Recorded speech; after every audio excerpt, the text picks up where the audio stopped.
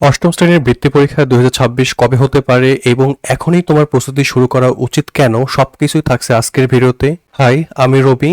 ইটু school এ তোমাদের সবাইকে স্বাগতম। যদি তুমি 2026 সালের অষ্টম শ্রেণী বৃত্তি পরীক্ষার্থী হও তাহলে আজকের ভিডিওটি তোমার জন্য খুবই গুরুত্বপূর্ণ হতে যাচ্ছে, কারণ আজ আমরা এমন তিনটি বিষয় জানবো যেগুলো অনেক শিক্ষার্থী এখনো জানে না। একটা প্রশ্ন করি, তোমার কি মনে হয় এখনো বৃত্তি পরীক্ষার প্রস্তুতি শুরু করার জন্য অনেক সময় আছে?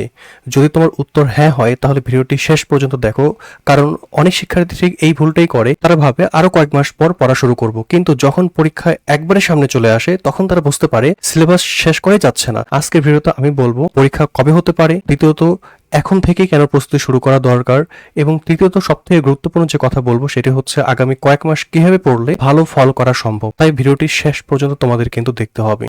তার আগে কমেন্টে লিখে জানাও তুমি কোন জেলা থেকে দেখছো, আর তুমি যদি সত্যি বৃত্তি পরীক্ষা দিতে চাও তাহলে কমেন্টে লিখো আমি প্রস্তুত। দেখি আমাদের ইটু স্কুল পরিবারের কতজন ভবিষ্যৎ বৃত্তি পরীক্ষার্থী আজকের ভিডিওটি দেখছে।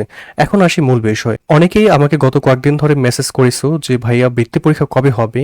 সত্যি বলতে এখন পর্যন্ত যদিও কর্তৃপক্ষ আনুষ্ঠানিকভাবে পরীক্ষার ঘোষণা করেনি, তাই নির্দিষ্ট করে দিন বলা সম্ভব নয়। কিন্তু আগের বছরের সময়সূচি এবং বর্তমান ধারা যদি বিবেচনা করি, খুব ভালোভাবে দেখা যায় যে ডিসেম্বর মাসে পরীক্ষা হওয়ার সম্ভাবনা খুবই বেশি। তাই আমরা এমনভাবে নিজেদেরকে প্রস্তুত করব যেন পরীক্ষা ডিসেম্বরে হলেও আমাদের কোনো সমস্যা না হয়। আমি গত কয়েকদিন ধরে একটা বিষয় লক্ষ্য করেছি, অনেক শিক্ষার্থী এখনো তেমন একটা সিরিয়াস না, কারণ তাদের ধারণা এখনো অনেক সময় আছে। কিন্তু বাস্তবতা হচ্ছে অনেক সময় তোমাদের আর নেই। আমরা যদি এই মাসটা বাদও দেই তাহলে হাতে আর মাত্র 4 মাসের মতো সময় আছে, কারণ এর মধ্যে আবার তোমাদের নিজ নিজ বিদ্যালয়ে বার্ষিক পরীক্ষা কিন্তু অনুষ্ঠিত হবে। তুমি যদি সময় নষ্ট করো তখন দেখবে পরীক্ষার আগে পুরো সিলেবাস শেষ করা কিন্তু খুবই কঠিন হয়ে গেছে। তাই আমি চাই না আমাদের এই পরিবারের একজন শিক্ষার্থীও এই ভুল করুক। কিন্তু ভালো খবর হচ্ছে যে তুমি যদি আজ থেকেই শুরু করো তাহলে প্রতিদিন কমপক্ষে তোমাকে 8 থেকে 10 ঘন্টা কিন্তু ভালোভাবে পড়াশোনা করতে হবে। তাহলে দেখবা যে পরীক্ষার আগেই তোমার সবকিছু কমপ্লিট হয়ে গেছে। তাহলে আমরা বলতে পারি এখনো পর্যাপ্ত সময় আছে, তুমি প্রস্তুতি শুরু করো। কারণ বৃত্তি পরীক্ষায় ভালো ফল করার জন্য শুধু বেশি পড়লেই হবে না, টেকনিক্যালি সঠিক পরিকল্পনা নিয়ে কিন্তু পড়তে হবে। আর সেই পরিকল্পনা আমরা একসাথে তৈরি করব।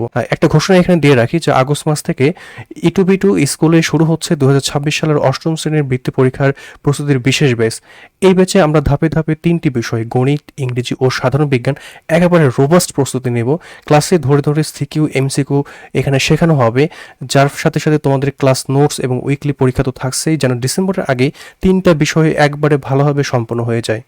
এখন আচ্ছা, শুধু পরীক্ষায় সম্ভাব্য সময় জানলেই তো হবে না। সবচেয়ে গুরুত্বপূর্ণ যে প্রশ্ন সেটি হচ্ছে কোন বিষয় থেকে কত নম্বর আসবে, কোন বিষয়ে বেশি সময় দিতে হবে, আর আগামী কয়েক মাস কীভাবে পড়লে বৃত্তি পাওয়ার সম্ভাবনা একবারে 100% থাকবে। আমি সব কিছুই কিন্তু আলোচনা করব পরের ভিডিওতে।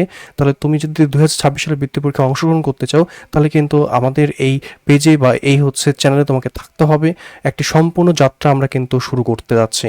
ভিডিওটি ভালো লাগলে অবশ্যই লাইক দিবে, এবং তোমার কোনো বন্ধু যদি এবার বৃত্তি পরীক্ষায় অংশগ্রহণ করে তার সাথেও কিন্তু তুমি ভিডিওটি শেয়ার করবে। আর অবশ্যই ফলো করে রাখো ইটু স্কুলের সাথে, কারণ আমরা আগামী ভিডিওতেই তোমাদের দেখাবো 2026 সালে অষ্টম শ্রেণীর বৃত্তি পরীক্ষার সম্পূর্ণ সিলেবাস, নম্বর বন্টন এবং 4 মাসের স্টাডি রোডম্যাপ। দেখা হচ্ছে পরবর্তী ভিডিওতে। তাহলে তোমাদের একটা কথা শেষে জানিয়ে রাখতে চাই যে হ্যাঁ, পরীক্ষা হওয়ার সম্ভাবনা ডিসেম্বরে সব থেকে বেশি।